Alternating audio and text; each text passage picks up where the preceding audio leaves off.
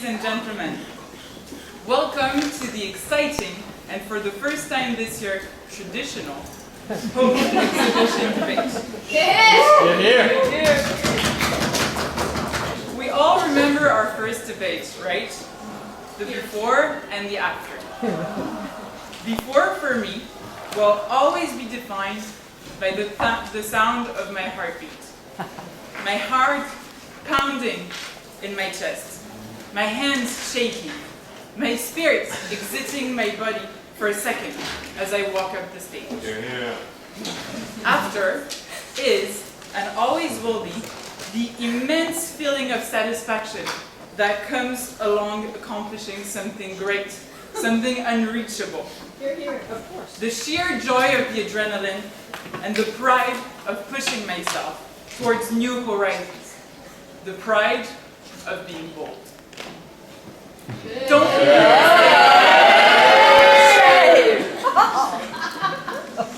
You're tired. Speak for yourself. Don't be mistaken.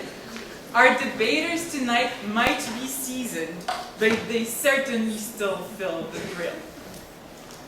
What comes with age is not an habituation to the excitement of debating, only a will to transmit it. And that's why we're here tonight, ladies and gentlemen. From their excellence, don't learn fear, uncertainty, or insecurity. Learn to take the leap as well, to extend the hand and be bold yourself. Shame. So let yourself be carried by the poetry of the exchange of verse and look up in wonder to what you may become one day. Before departure, however, lend me your ear. The House of FDA has many rules that you will need to master. Mimicking the rules and procedure of the House of Commons, 5 speakers from the government will confront 5 speakers of the opposition. Each speaker will be granted 6 minutes under the direct scrutiny of our beloved bellboy tonight, Pierre Brunstein.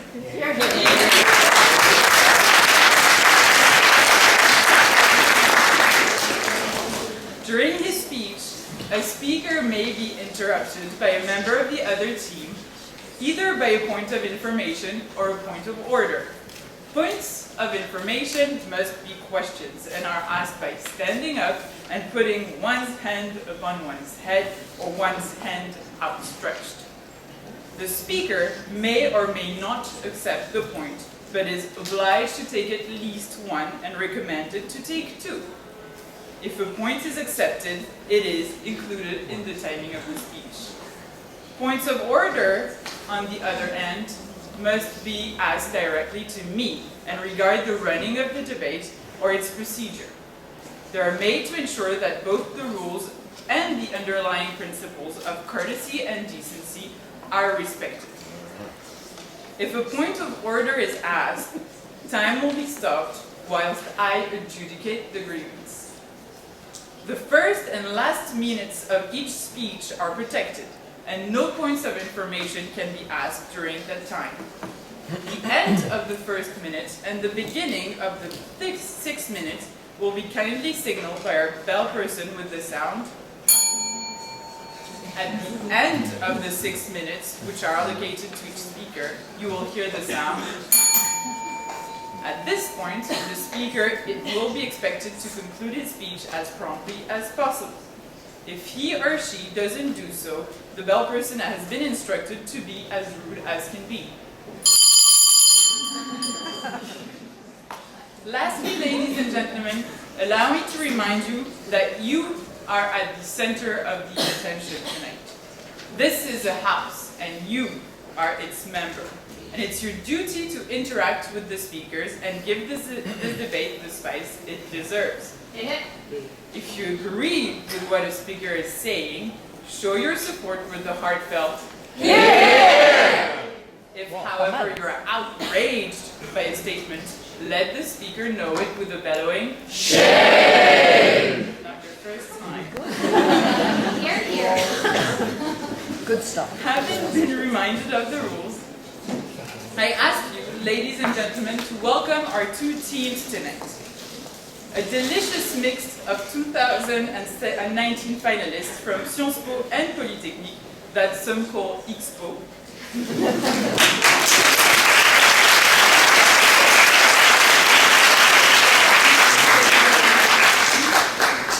I prefer Sciences but what do I do?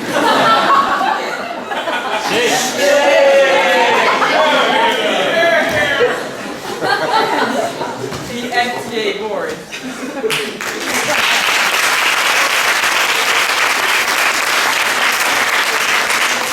Before announcing the debaters, let's have a round of applause for Assas Debating Club and their coach Gabriel Smart, who gladly accepted to welcome us within their walls and made this event possible.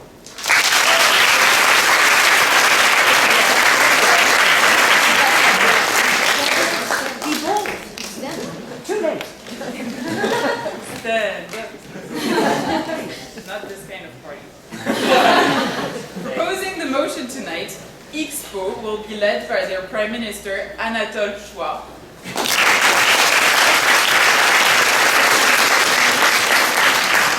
Their second speaker, Kolcheva.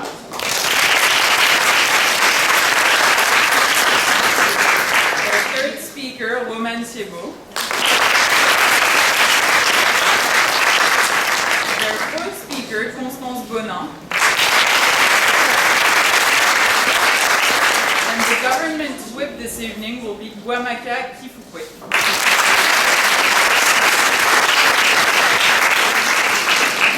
Opposing tonight's motion, the FDA board will be led by the Shadow Prime Minister, Peter Barrett.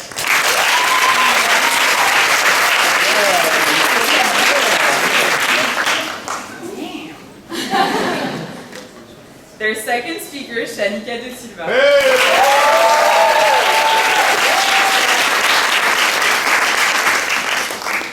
What have you done to them?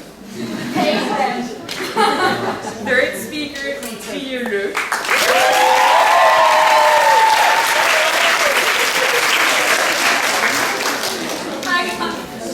Fourth speaker, Francesco Donini Ferretti.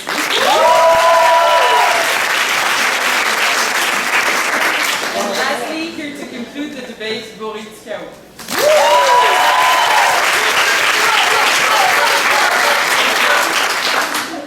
Here to decide which team will take the decisive lead and win their... No, that's not. I asked her to extend the warmest welcome to our learned jury. What's on purpose? Anatole Chouard from Telecom.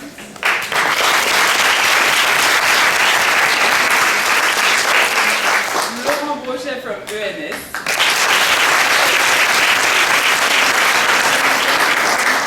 And 4 ans English. Former coach and Assas and PR officer.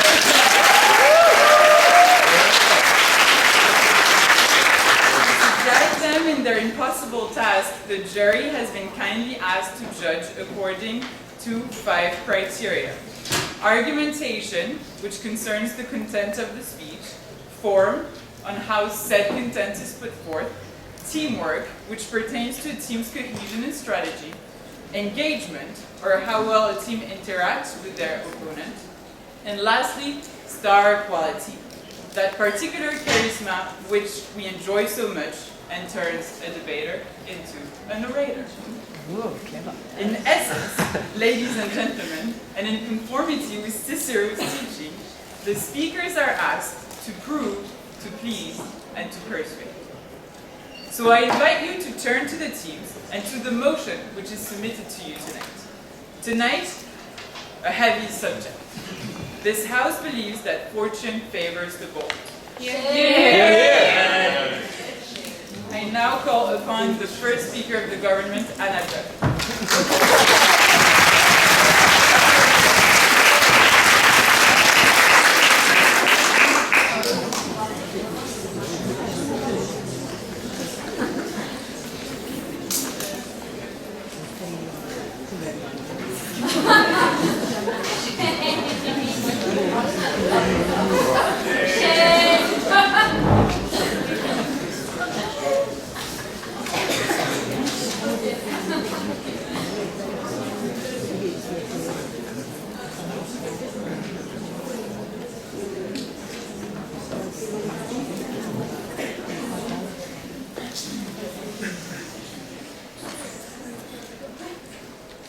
Ladies and gentlemen, to conclude, I think we all agree that it is very bold to deliver a speech backwards and to start by the end. Fortune favors the bold, adopt the motion.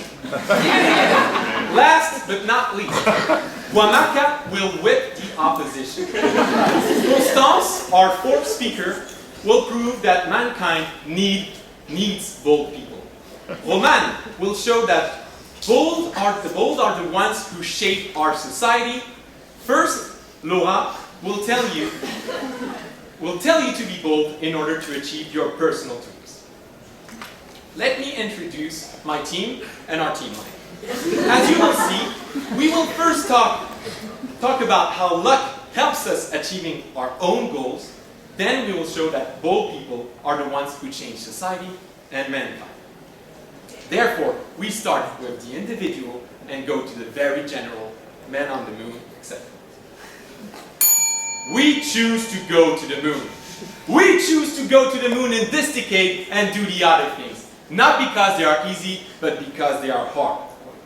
Without bold people, how on earth would we shoot for the moon?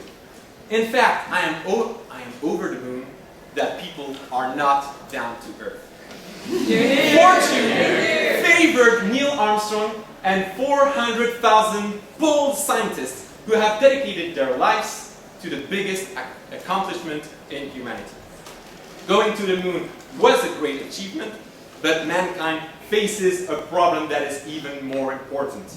Our planet is burning. Fortune will not favor us if we keep being lazy. We need change. We need bold people.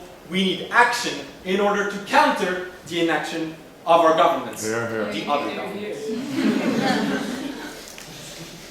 I will now show how fortune favors the bold in changing our society in art, in science, and in politics.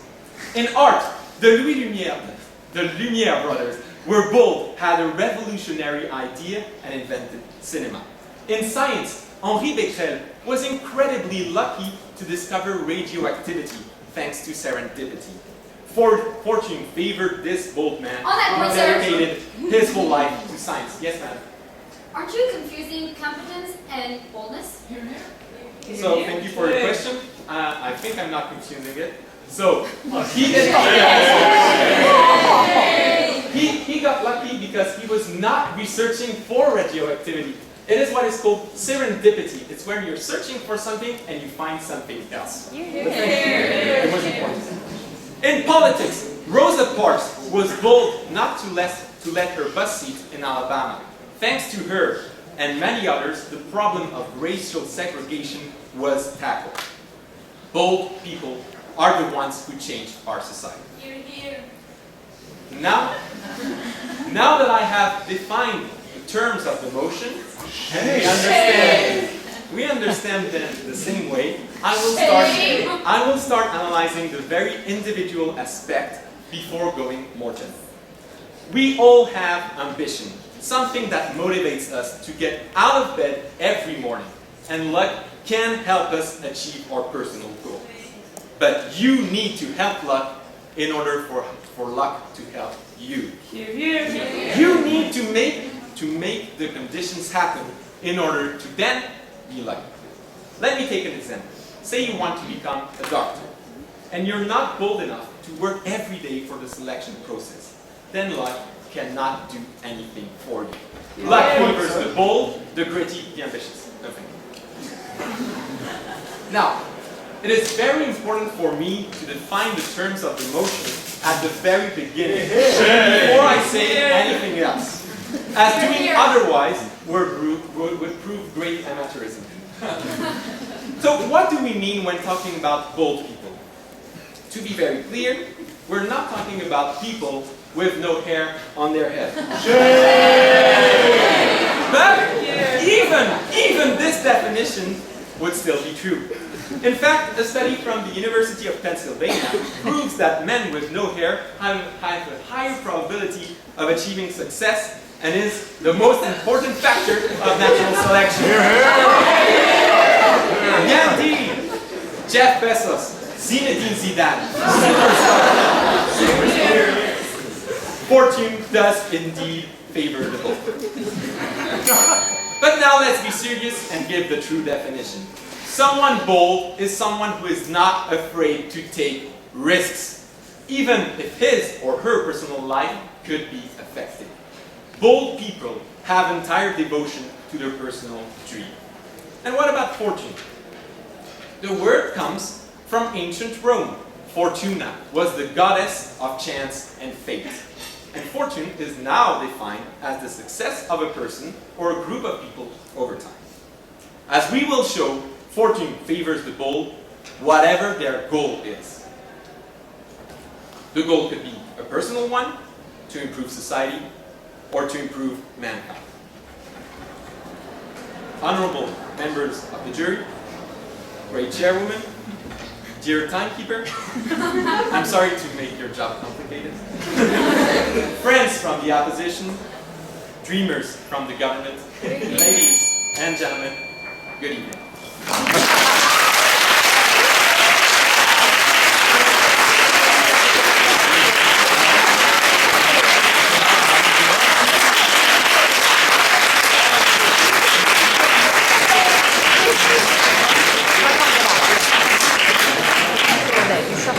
Thank you, Anatole, for your speech. I'm sure the few hair remainings on Declan McCavanagh's head are very happy. Not just my head. I now call upon the first speaker of the opposition, Peter Barrett.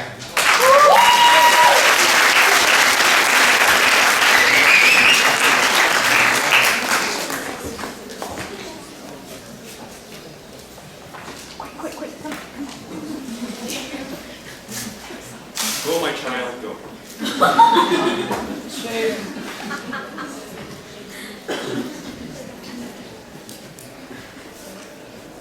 Blessed chair, clearly made in the image of God. Shake. Saint Peter lookalikes of the jury, standing in front of the pearly gates of heaven and judgment, who will lead us to this evening's heavenly victory. Wow. Belling hunchback of the FDA. Possessed government, on whom I will exercise tonight's exorcism. Heavenly opposition, so gathered here today to celebrate life, not fortune. Sisters and brothers of our congregation, I am Father Peter, and I welcome you to our friend's funeral. Free at last, oh God Almighty, we are free at last. Death does us part, and in so doing forces us to reflect on our past life.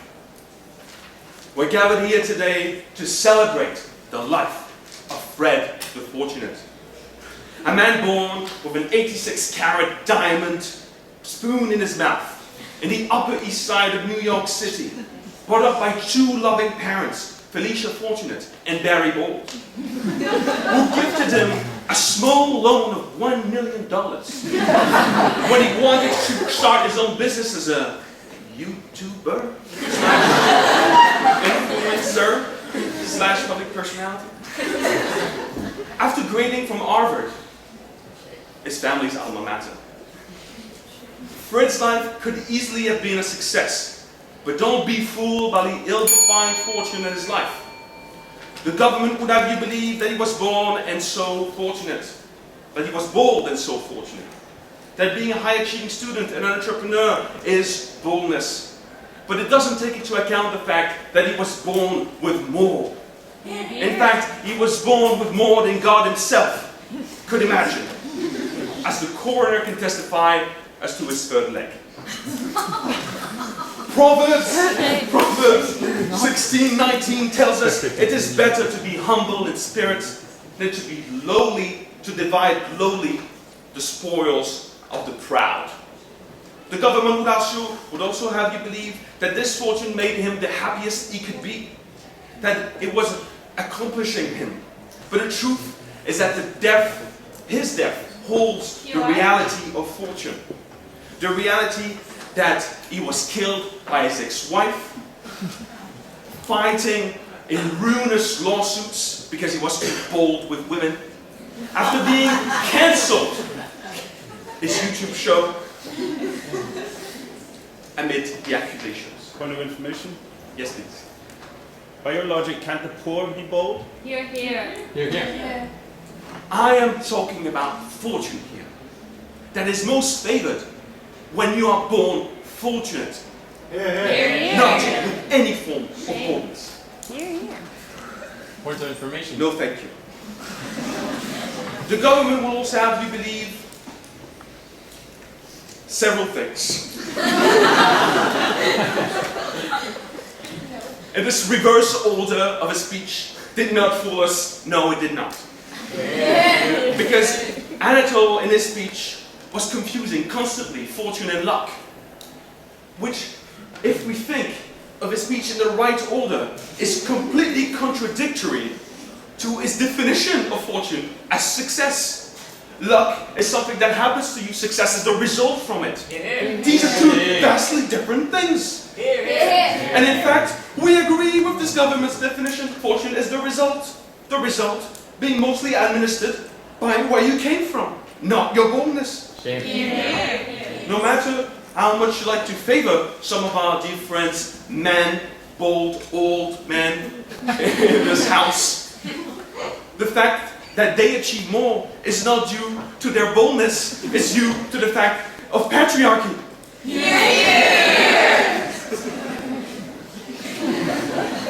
The bold can try as hard as they can, but the fortune might not come to them. Furthermore, this fortune is a fad, a passing fancy that occupies our whims without ever filling our souls. Had Fred turned to the good life rather than a fortunate one, Fred might have died a less egregious and premature death. A group of the most distinguished members of our congregation joined up to show you that fortune favors the fortunate.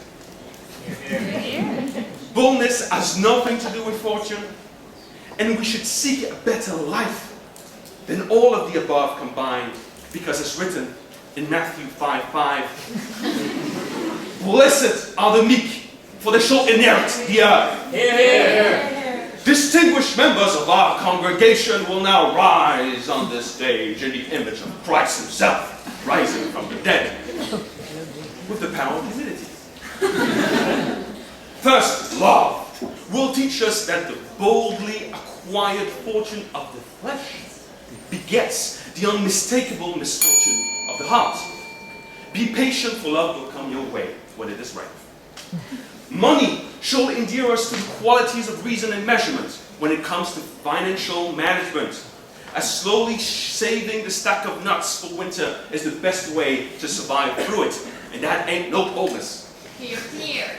Fame will show us that the value of shadowy humility over a shiny conformist race to fame that often leads us all the way to the bottom of the pit of immorality and corruption. Finally, death will see us off, summarizing a life-depending debate and so retaining what is most valuable, and finally ending the government's head-turning, vomiting, screaming, tongue-twisting exorcism, and in so doing, open the pearly gates of heaven, and St. Peter's will say, "Don't be a fool for fortune, for merry are the meek."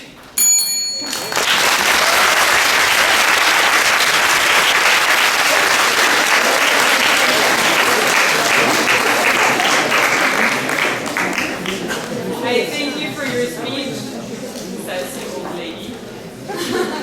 And I now call upon the second speaker of the office of the government, Kolcheva.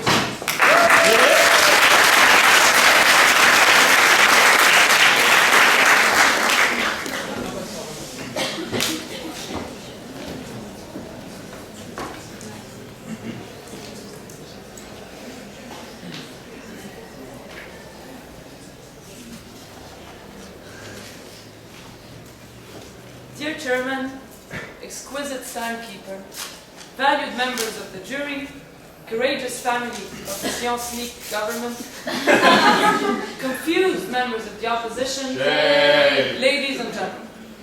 Do you remember that special girl in your class, or boy, the one that kept you smiling, the one with the really sweet personality, the one that keeps making you laugh? You were her best friend. Your crush is who I'm talking about. You think she's out of your league? Well, who cares? But do you remember that other guy that also liked her? We all know you're nicer than him, cooler maybe, but better looking for sure. But that other guy had something that you didn't. Guts. And now he's got your girl too. Our Prime Minister Anatole explains why bold people go for their dreams and get them. How they're not afraid to change the world and to tackle important problems. And now it's my turn to show you why being bold puts you in a position where fortune favors you. Since we cannot measure one's courage by the size of one's fan club, I'll have to judge your speech by maybe what you said in it. Sadly, playing gods does not make your speech heavenly. And I believe that you mistook being rich for being bold. Here, here. You also didn't seem to pay attention because you accused us of patriarchy, but my team seems to have more women than yours. Which might also be why you failed to hear that Anatole actually gave two definitions, one for luck and one for fortune. Yeah. But you know what? Nothing in life is gonna be easy. You think high school dating is hard? Just you wait for Tinder. You put on a phony picture and you swipe all day. But I dare you to swipe right, people. Girls, I dare you to write to him first. No thinking. If you want your man, you go get him. If you want something out of life, you go get him. I have to refuse the second one. But don't rely on luck in life. Because, of course, we can all get lucky. But that's the difference between the bold and those who are not. The bold will put themselves in situations where luck has no choice but to side with them. On that point, Yes, please. wouldn't that be reverse rape?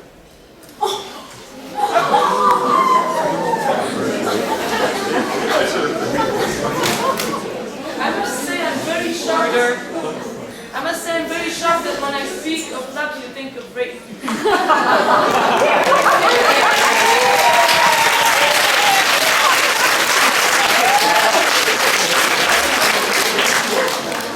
Moving on. So always put yourself in a position where the odds are in your favor. Luck might sometimes be a coincidence, but fortune is a consequence. I'll put it this way, if you never try, you'll never fail. But if you do try, you can fail. You will fail, sometimes, maybe a lot of times, but your chance of success will get bigger every time. Ladies and gentlemen, being bold is knowing how to get back up when life gets you down. Being bold is having grit, knowing not to give up, even if everything around you makes you want to quit. Being bold is carving your own path forward with sweat and toil. On that point? No, thank you. Fortune favors the bold, because the bold make their own fortune. Fortune favors the bold is more than an idiom. Ladies and gentlemen, this motion is our cry for courage. When we were kids, we all dreamed big dreams. We saw the world as something grand and exciting and beautiful to discover.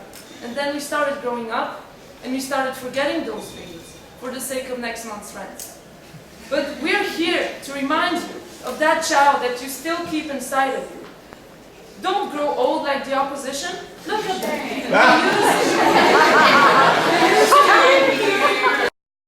They used to be dreamers and conquerors of the great stage of debating.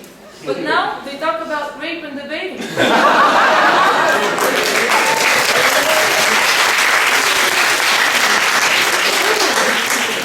You've forgotten what being bold means. You no longer ring my bell. Ladies and gentlemen, I implore you, dare to dream, dare to be challenged, dare to be bold, because is there anything worse than waking up one day and realizing you've lived your whole life like a sheep following the current rather than like a lion pursuing your dreams. Here. Have you ever heard of Harlan Sanders? He was born in a poor family in the 1890s. He first tried to become a ship pilot. He got fired. So he decided that he would become a firefighter. What happened then? He failed again. But then he hadn't given up. So he became a farmer, working acres and acres of land from morning till sunset. And what happened then? Did he succeed? His farm went bankrupt. But he did not give up. For 45 years, Harlan Sanders did nothing but fail in life. But he kept on trying. At the age of 45, he bought a rundown motel by the road and decided to sell fried chicken. But it wasn't any kind of fried chicken. It was his deceased mom's special recipe. His dream was to share his mom's love for food with the rest of the world. And it's finger-licking good. That shop he opened today is part of that shop he opened in 1945 is today part of the second biggest food chain in the world. In the end, Colonel Sanders built an empire. So you see, what is fortune but another word for the hard work of those who do not give up? Fortune favors the bold. Ladies and gentlemen, make fortune favor you tonight and accept the motion.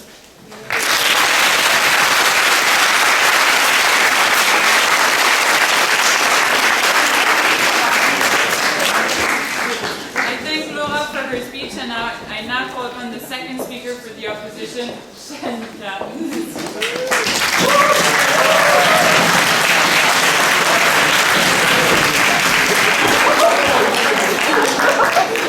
Hey, sister. Are you single? No, but look, yeah, but Just asking. you'll find it.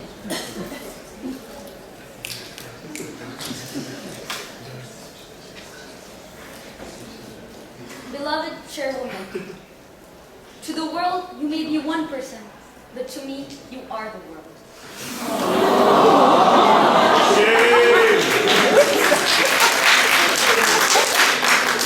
Cherished bell person, you are the source of our joy and the center of this debate. Passionate jury, my 6-word love story with you could be summarized as follows. I cannot imagine life without you. Treasured opposition, I love you not only for what you are, but for what I am when I'm with you. Esteemed government, having a love-hate relationship with you is inevitable. Here, here. Amazing audience, I hope you will enjoy your night, and your life, filled with love. Ladies and gentlemen, youngsters and oldies, good evening. Fred, I'll miss you. I'll miss our great nights together, laughing, chatting, and dancing while drinking liters and liters of red wine. I'll miss seeing you in rehab. I'll miss seeing you being arrested again. I'll miss seeing your face all over the tabloids. But today is a difficult day, and as the Spice Girls would say, goodbye, my friend. I know you're gone. They said you're gone, but I can still feel you here. Another lingering presence are the points that were just made by the government. Let me remind you that this government is giving a narrow version of the definition. They are excluding a big part of their constituents and the population in general. Being bold and being fortunate is always relative. As Father Peter stated before, you always need to compare it. And Miss Kolcheva, I was the one you defined as unlucky, not getting the boy. But Father Peter and life taught me to be patient in love. Because being bold didn't favor me. I would definitely create my path, but how can I create my boyfriend? Father Peter. Let's get back to our point. I'm going to demonstrate that first, fortune defined by the government is a fantasy, a fallacy that only blesses the already blessed. And secondly, that being bold in love doesn't favor you. Important information. No thank you. Being fortunate in love, having a successful love life, is understood as being irresistible and never lacking in lovers. Take our dead friend. He never had to struggle to find a mate. He merely had to snap his fingers, smile, or, exist, to have any woman or man he wanted. Point of information? No thank you. Was it because he was confident? His wants evident? Daring in making the first move? His fright of rejection disproved? No. It was because he was hot. Easy, breezy, very hot. Yes, the hotties of this world have an advantage when accumulating admirers. They fool the rest of the world that they too can be like that. Look around you. You see it every day. From billboards to your telephone screen, gorgeous people telling to boldly go bankrupt and buy beauty products in order to enthrall and attract lovers. The worst part is we all fall for it. I fell for it. I'd lather in cream, I'd wear layers and layers of makeup, and I am still single. Beyond beauty, we're also told that we have to be proactive in finding someone. Go online and adopt a mate. And better yet, buy him. Apparently, deliveries are quicker when you have Amazon Prime. No replies, throw him away and get a new, shinier one. Easy peasy. Yes, madam. How does being hot give you a lovable personality and make someone want to be with you? You're here. You're here. Can you just repeat the first part of your question, please? You're saying that people that are hot have it really easy in dating life. But how do you think hot people everyone is gonna think they're lovable and want to be with them with the rest of their lives if they're just hot and nothing else? Because you first see the person and then you're attracted by him or her. So the more matches you have, the more fulfilled you are supposed to be. And once more, the successful ones on these apps are the hot ones. This is a game designed by them, for them, to win every time. It doesn't matter whether we're bold or not. We just don't fit in the mold of those fortunate few. The beauty queens. No thank you. You may think it's sad, but it's rather liberating. I don't want to be them, nor do I envy whatever success they have. Because being bold in love doesn't favor you. Which brings me to my second point. Ladies and gentlemen, would you rather have one big love story or many small stories and their subsequent stupid sorrows? I prefer quality than quantity. In one of his sermons, Father Peter quoted the Bible with its famous, "Love is patient, love is kind. It does not envy, it does not boast." In other words, it does not reward the bold. Think about it. We all know that person. You know, the one that asked for your number after you told them you weren't interested. The one who will gamble away their family for a fleeting affair with a stranger because, why not? They were bold enough and maybe drunk enough as well to conquer their partner, but not patient enough. Point of information, please. It's out of context. And are they happy? I think not. Can they buy back their soul when it's gone, as Trieu will show you? Because in the end, they are alone. Just ask our dead friend. A coffin fits just one. What we would like to say is take your time. Be patient. Be meek. The joy of being in a relationship is also getting to know the other. Netflix, chill. Do not be impudent, intrepid, and impatient with love. In the end, just remember that in love, the government's idea of fortune always favored the already blessed, and that being bold in love doesn't favor you. So long, friend, dear friend.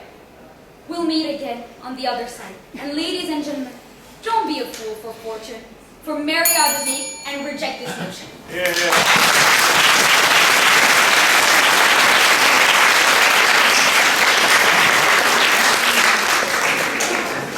I thank you, Shanica, for your speech, and I now call upon Romane Thiébaut.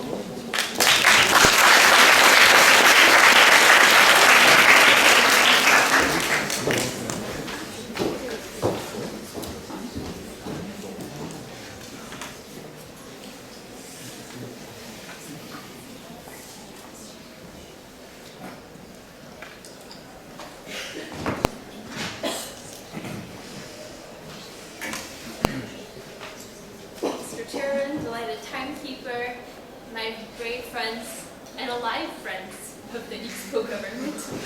Here, here. Dear members of the opposition, dear jury, ladies and gentlemen, thank you all for being here tonight. Let me recap what we've heard so far.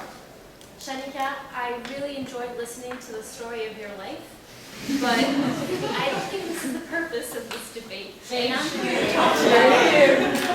to talk about concrete societal issues here. We've heard from Laura a story about fortune favoring individuals who are bold. Fortune favors those bold, the grit individuals, because the bold make their own fortune. On the government, the opposition, they mistook money for fortune.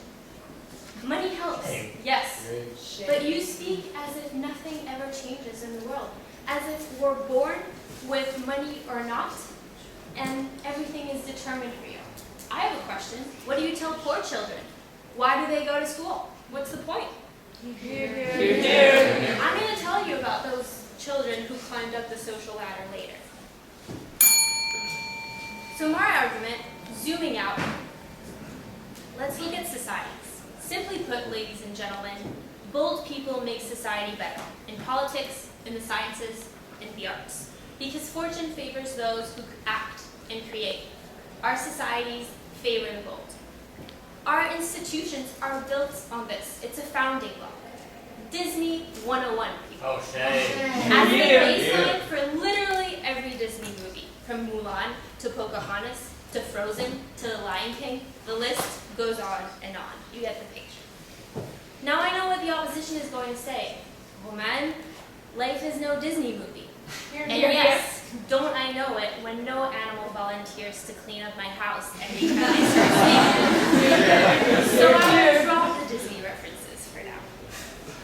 Fortune favors the bold applies to the real world. We honor bold ideas that make your society progress. We have Nobel Prize Awards, the Oscars, Knights of the Légion d'honneur. We have the Panthéon right there. Fun fact, in Paris, if you're truly bold and favored by the mairie de Paris, they even have streets named after you. Although the odds are probably higher if you are bold and bald, I will say. Honestly, the hardest part of my argument is not deciding how to demonstrate my point, but it's really about who to choose. I'm going to spare you the Mark Zuckerbergs, the Elon Musk, the Bill Gates. You already know all about them. No, thank you. Let me tell you a story about 3 bold French women. I'm going to add to that none of them started with $1 million in their bank account. Oh, that. Apparently that matters. Yes. Why women?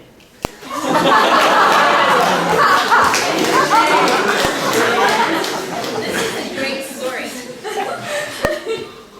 I was thinking, here we are at the Panthéon. Let me choose women buried here at the Panthéon. I thought the list was going to go on forever.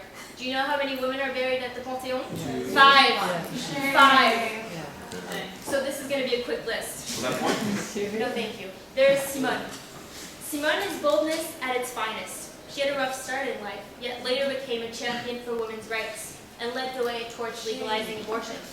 Simone faced backlash and stood alone in front of the French Assembly, almost exclusively composed of men, saying that no woman resorts to abortion lightheartedly. And like that, Simone became Simone Veil. How did fortune favor her? With a couple Légion d'honneur medals for one. Second, by being at the Panthéon. Apparently that's a criteria. Fun fact, she also happens to have a street named after her. Second, no thank you, there is Marie.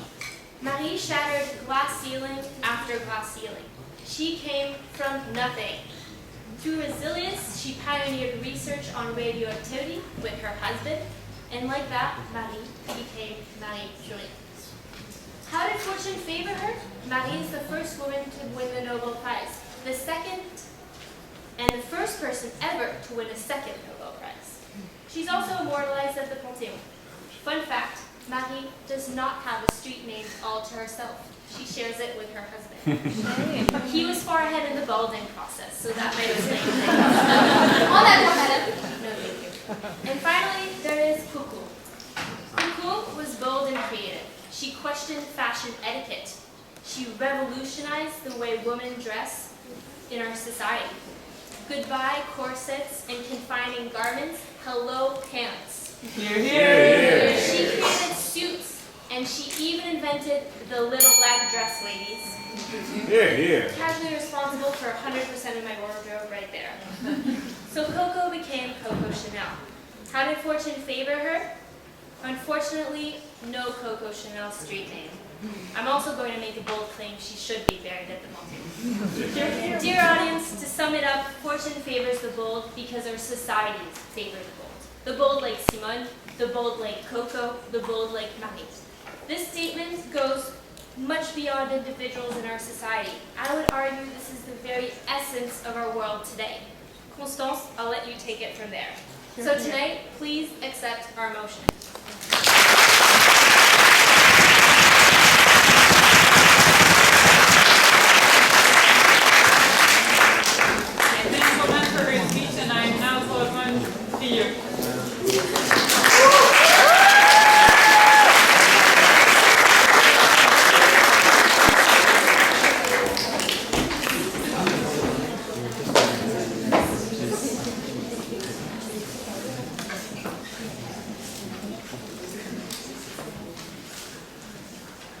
Very fortunate chair. Timely timekeeper. Friends of the opposition. Bold people of the government. Advice, jury, members of the audience, good evening. There are many definitions to the word fortune. You know, there's the one you find in Asian cookies. There's the one you find in the venerable PM's and Shadow PM speeches. Yeah. However, I will talk about the one you find in Fred's bank account. But before that, there are key points from the government I would like to address quickly, because I mean, this is Fred's funeral after all. First, I'd like to point out that Colonel Sanders is industrially fattening families for his own fortune. How fortunate are we to have him in our society? Plus, since when selling chicken buckets is bold? Here, here!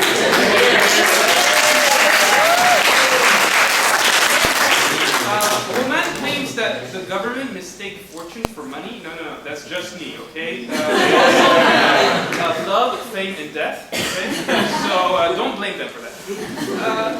You know, while taking the metro to get to our friend's funeral, bless his soul, by the way, I saw several commercials from sport betting websites, and I've noticed how common these are. And I thought to myself, how come people are willing to be so bold and gamble all the time when they know the house always ends up winning? Well, stupid, it's because fortune favors the bold. It's not just gambling. To young graduates, what do we tell them? It has become mainstream to tell them, you guys are so young, you guys have nothing to lose. Be bold, change the world, start your company. Yes? Are you mistaking stupidity for boldness? Well, you can be bold, you can be stupidly bold.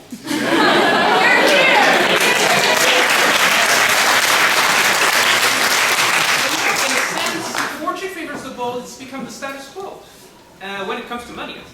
And the normal thing to do, it's almost as if there's something wrong with you if you don't want to take risks. I mean, after all, fortune is right there, up for grabs. Go for it. Is it, though? I will answer that question in 2 points. Firstly, what actually favors the bold is misfortune. And secondly, there's no need to be bold to be financially fortunate. My first point.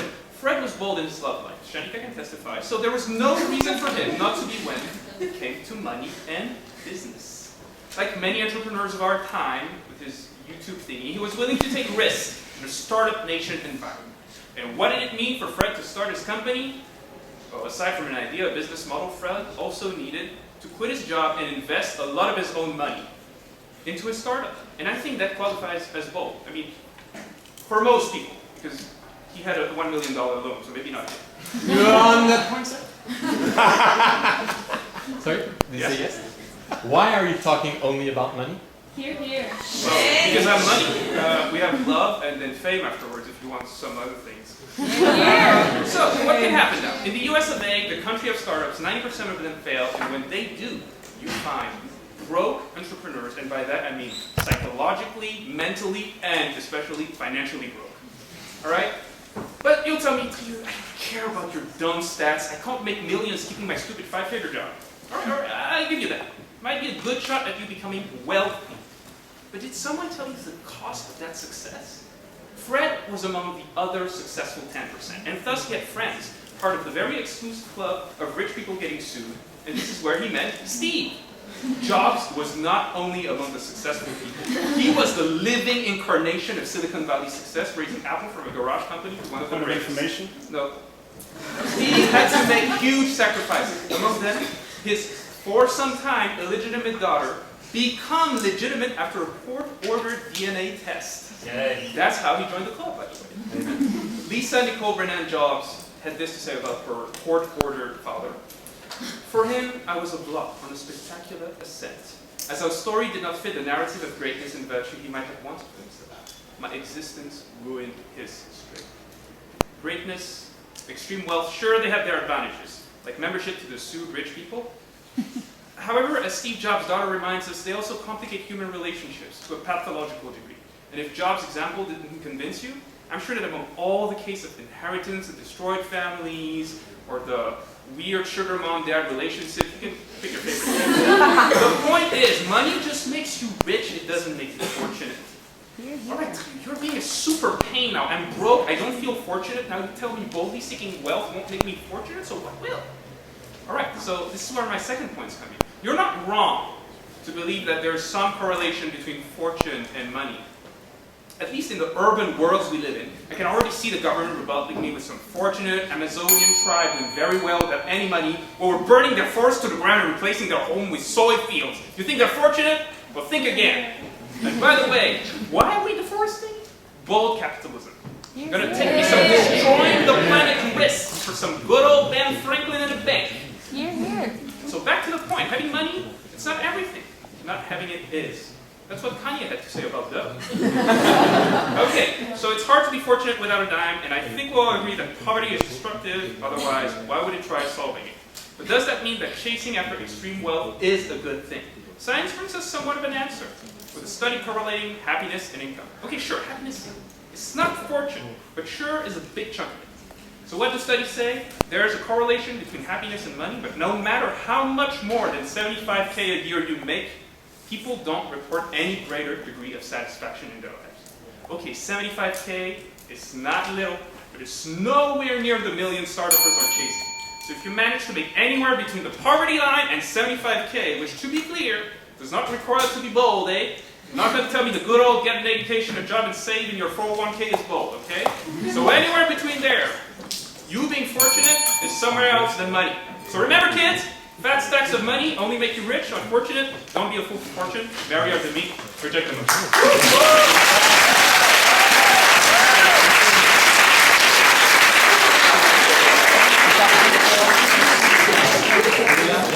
I thank Trieu for his speech, and I now call upon Constance.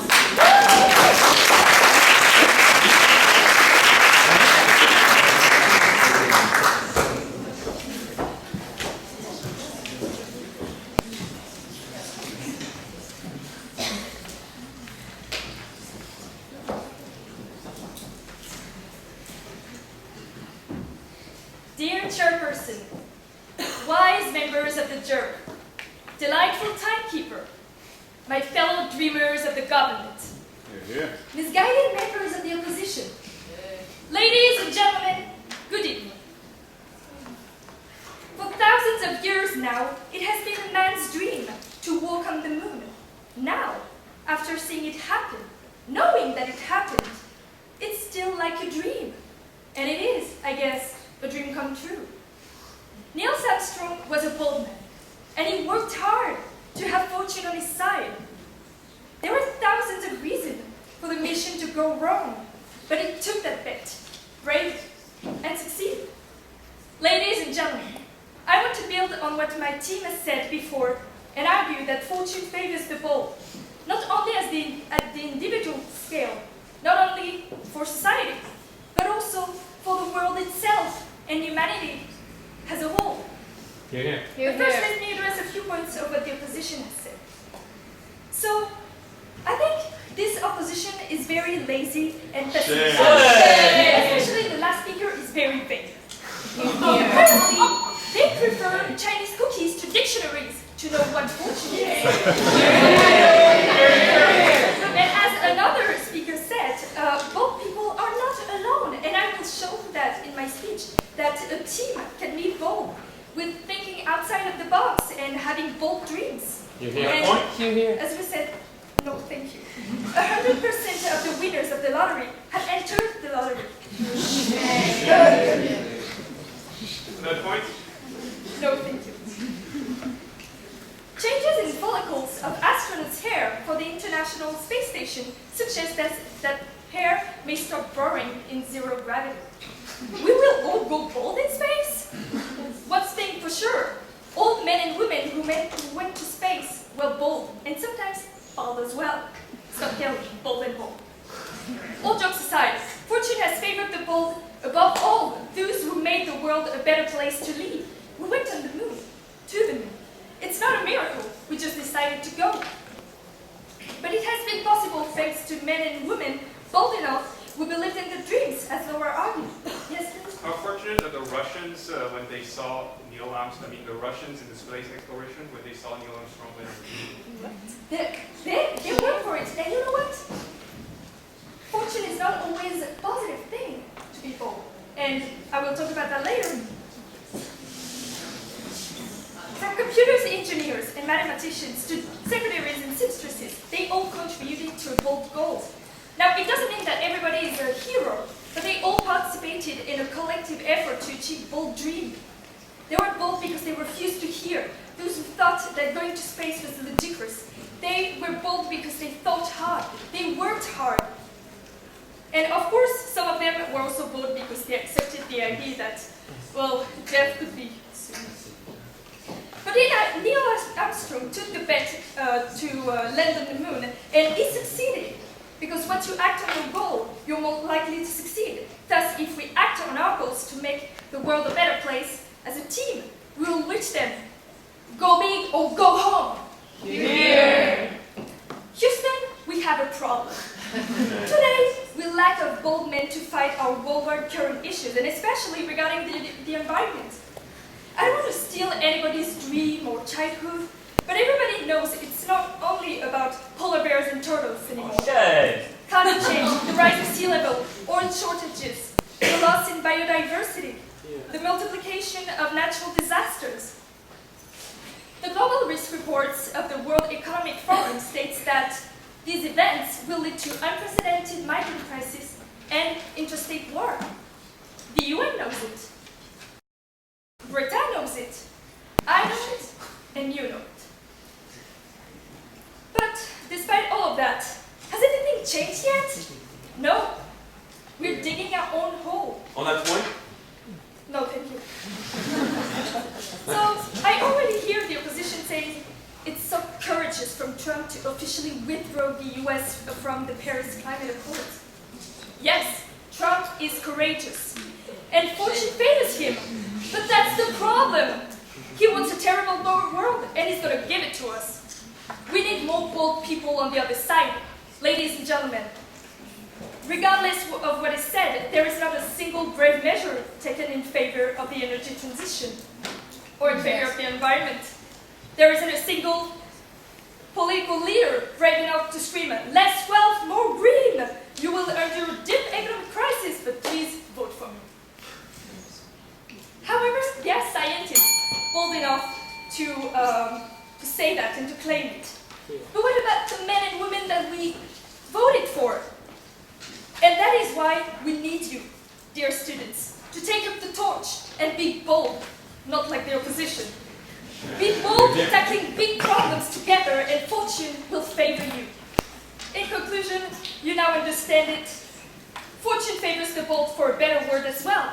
And today, in the words of my dear Uncle Sam, we want you, dear audience. We want you to save this planet. Dear jury, dear audience. That is why, for the sake of our future, I beg you to accept this motion. Business as usual isn't going to work anymore. We need boldness. And don't worry, the goddess Fortuna is going to look at you.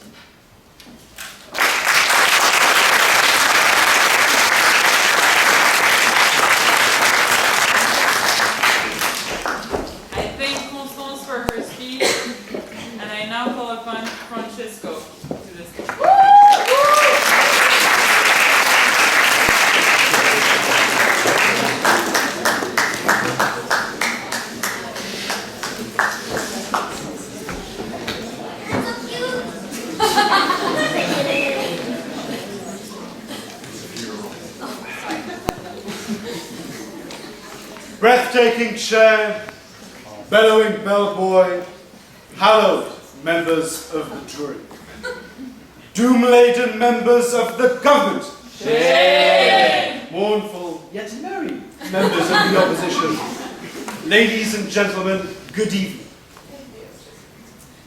Yet again, the government's zombified arguments have risen from the tomb. Allow me to put them to rest once and for all. We have heard that to be bold is to be persistent. We have heard that to be bold is to be innovative. And we have heard that to be bold is to be the guy who won the lottery despite the millions of other people who spend their entire benefits on games designed to addict them. You're here. They ask us why we talk about love, or money, or fame.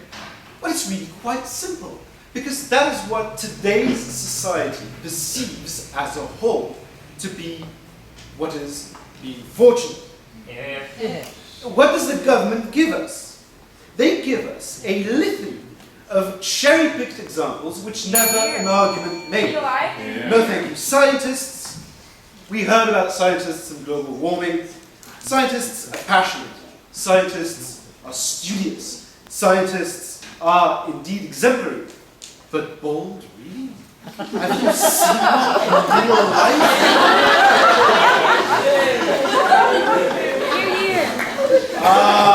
To be famous. To walk upon that red carpet, gilded in the glow of a million photographers' flashes. No, thank you. That's all Fred ever wanted. He had women, he had wealth, but without fame it was nothing. And with fame, he became nothing. An empty husk, the shell of a man whose carcass lies before you today. Because you see, he hadn't realized what you already know. That in society's sterile pursuit of fame, fortune does not favor the bold, but the conformist. And that to be truly fortunate, one should live in the shadows rather than in infamy. Firstly, yes, madam. You've mentioned rape, so I have to ask, what's your view on consent? My view on consent? Yes. Well, then it shouldn't be forced on anyone. If luck forces itself on you, then really we shouldn't be down with luck, I guess. So firstly, that candid remark aside, ladies and gentlemen, in the pursuit of fame, fortune favors the conformist. In times long forgotten, fame was a consequence of talent and not a goal in itself. But today's world is very different. Today, fame is bestowed upon individuals by a corporate cabal which decides what you are to consume, which celebrities you are to worship, and indeed what you are to think. Of which witches do I speak? Of Mickey Mouse and his sinister friends over at Disney, Universal, Fox, and even MTV. They still exist. Point of information. Yes, sir. Did fortune used to favor the bold? Well, certainly more than it did today. It favored talent. Here. Favored talent. Here. But again, you haven't defined what being bold is, so it's quite Ladies and gentlemen, do you think that mighty Cyrus had any merit other than being spewed out of the loins of her well-connected father? Or that her sudden burst of bold feminism has anything more than a well-oiled marketing machine concocted by corporate suits? Friends of the government, please. Celebrities aren't bold. They are the embodiment of the machine. Mass-produced Ken dolls who are cast away the second that they dare utter something non-conformist. Trust me, if you want to be famous and please Mickey and his cabal, you'd better not step out of line.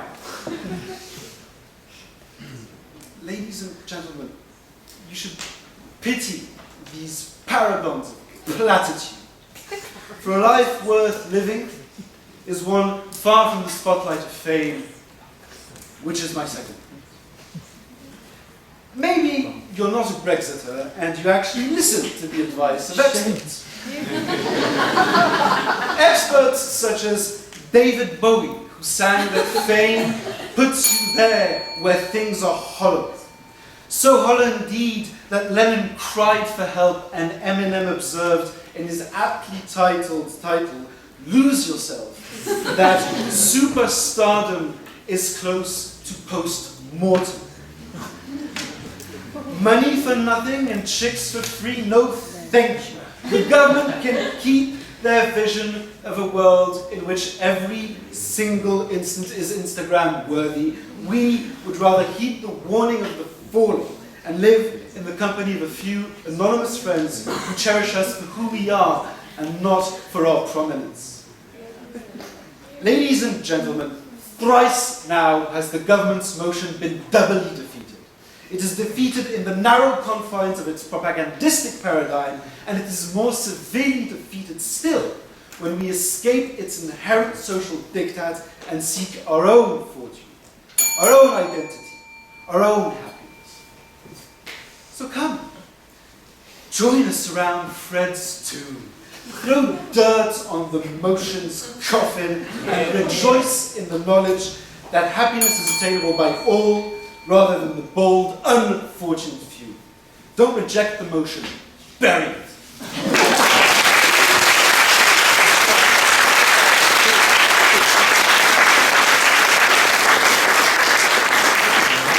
Thank you for his speech, and now call upon Gwamaka to close the case.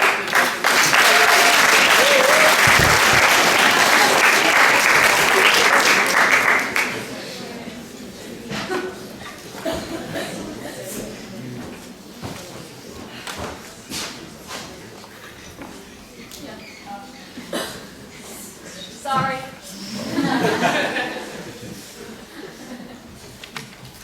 Honorable Chair, admirable members of the jury, praiseworthy timekeeper, regrettable members of the opposition, my dear fellow fortuitous members of the government, Lady Luck, you never know, right?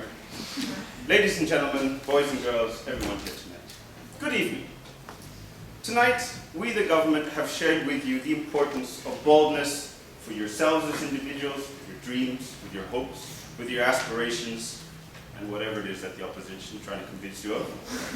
For progress in the arts, in the sciences, in fashion, even in sports. Sudan. And finally, boldness for a better future. Boldness, we believe, encourages fortune, and therefore, fortune does indeed favor the bold. The opposition, quite frankly, has been pushing its luck tonight. They have claimed several fronts. First of all, let me deal with Fred the Fortunate and his massive bank accounts and third leg. You remind the opposition that actually we define fortune both as luck and prosperity, and you can read into that wealth if you wish, as opposed to getting lucky, which was a bit awkward to hear about, in this patriarchy that we're being associated with, given our majority. Fred was indeed fortunate to have friends. I think he was quite fortunate to leave them behind as well. Secondly, we have heard about how the meek shall inherit the earth. And the opposition has forgotten, actually, that God helps those who help themselves. Hear, hear. Christian motto is also found in similar versions in the Quran. And the third argument we have heard from opposition is the annual obligatory reference to Shanica's love life. By now, I think we should all agree. The power of Christ compels you. Not a POI. By now, I think we can all agree you need some boldness in your life. You clearly are doing too much of the same thing and therefore not standing out. In practice, bless her, I love her, but hey, man, the evidence. On that point, sir. Yes, ma'am. What about being bold and failing? I'm glad you mentioned that. We have heard of a lot of bold failures. Icarus is one of the earliest.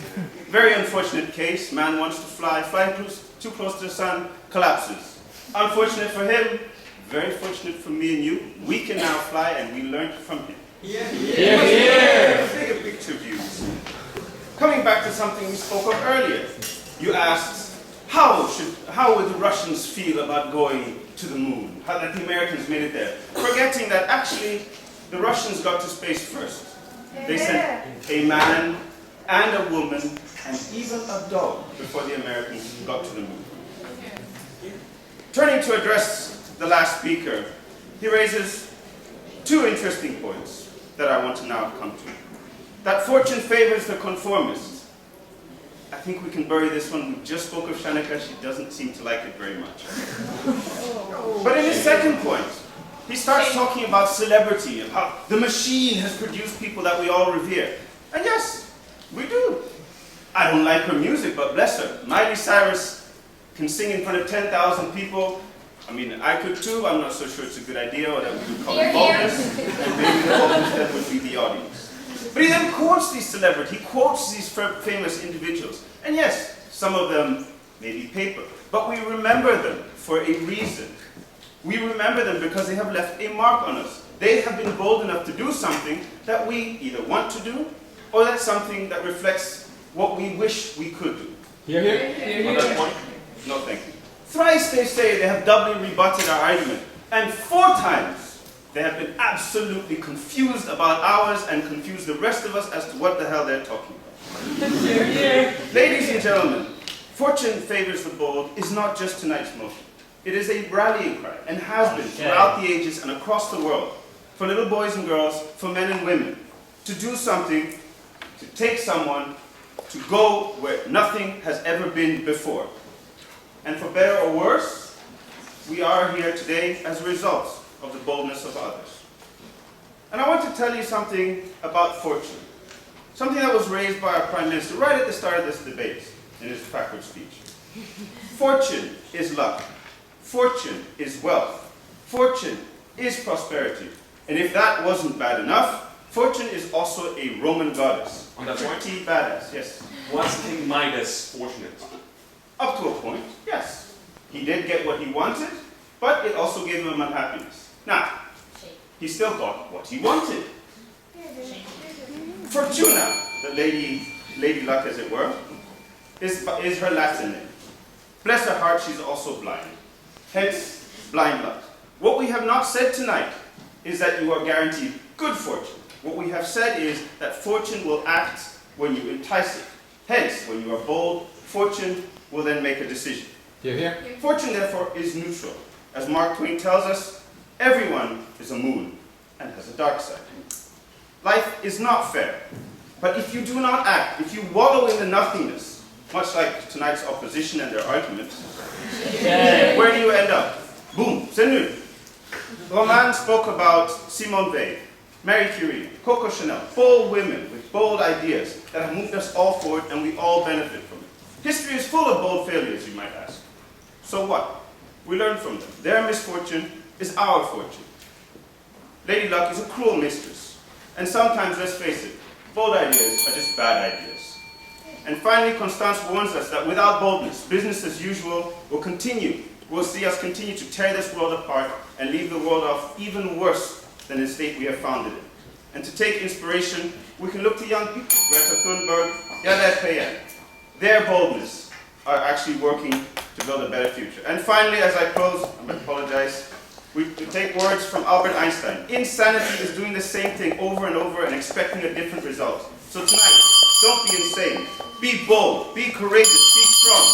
Adopt this motion.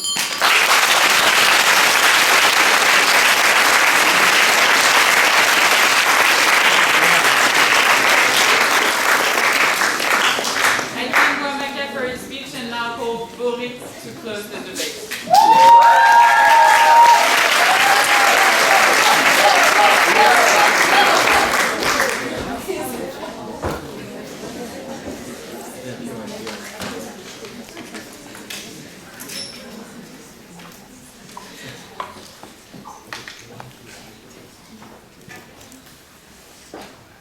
Lethally beautiful chairwoman, brave, timekeeper.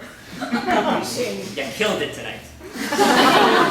But mortally wise jury, members of the government, friends of the opposition, dear audience, ladies and gentlemen, you are all to die for. Good evening. Death. Implacable, inescapable, inevitable. Yours truly. Tonight I've come to collect Fred. Oh, Fred. No one told you life was going to be that way. Your career's a joke. You're broke. Your love life's DOA. Now, the government tried planting seeds of doubt in your mind.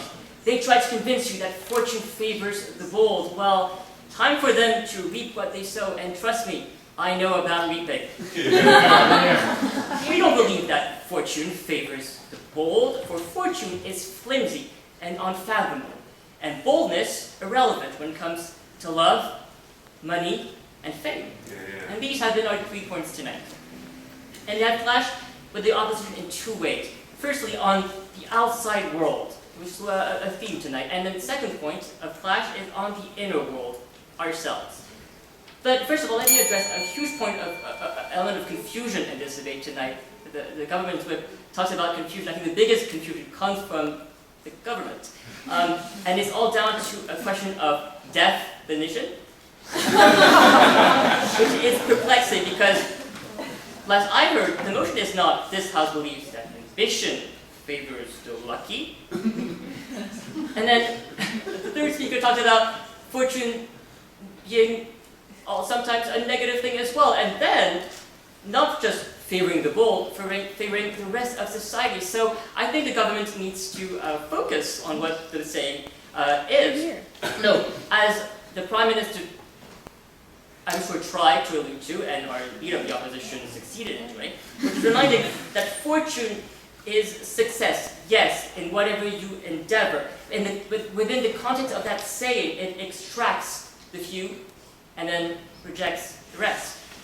It is both relative and external, which is the first point of clash in this debate tonight. And that is the very essence of success. It is always relative and it's always external. And then we define bold, because the government didn't, as being intrepid, impudent, and prominent. It's pretty potent stuff, but pretty bad as well. All the things our Fred was, and look at him now. Well, don't look at him. It's not a pretty sight. Now, my first point of clash tonight is the outside world. Now, Laura talked about success that comes from just believing in yourself, believing your dreams, create your own path. Yes, it's catchy, it's snazzy, it fits on a mug. It's like live, laugh, love. Yes, but how can we achieve that? We don't know. No. If the government provided any advice, we'd be most grateful. No, sometimes being yourself isn't just enough. If you're ugly, you'll always be ugly. As Shanica demonstrated.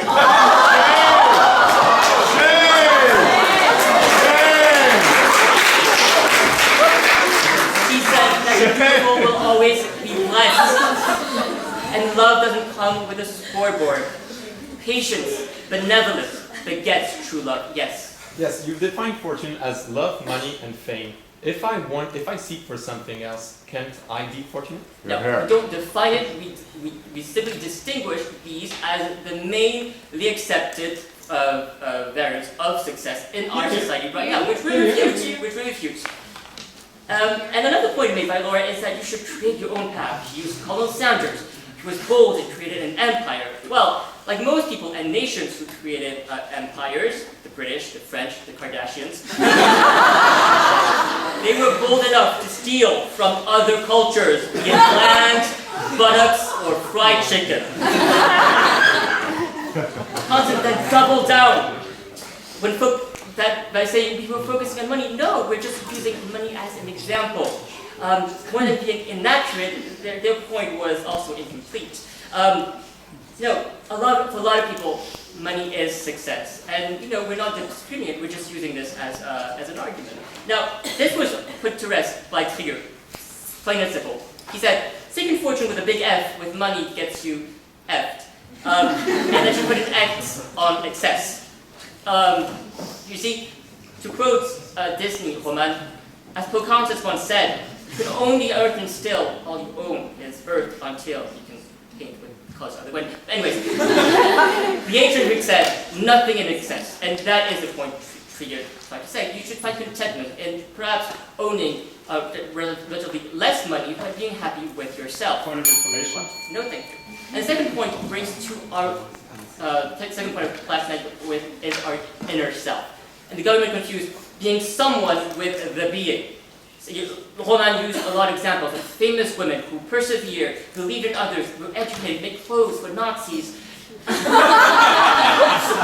Clothing here is apt because they dress themselves as bold people, but were they really themselves in their heart truly accomplished and happy?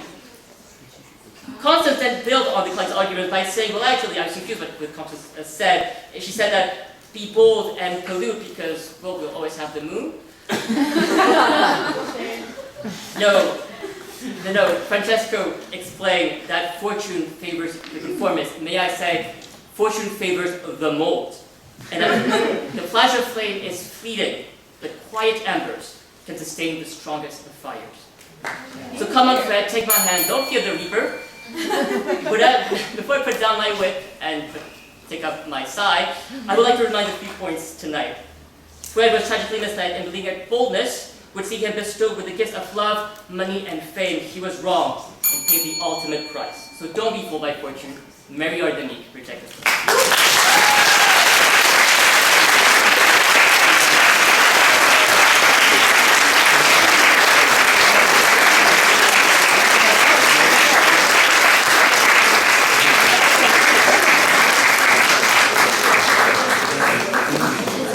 Thank you all for a glorious debate. I will now ask the jury to retire.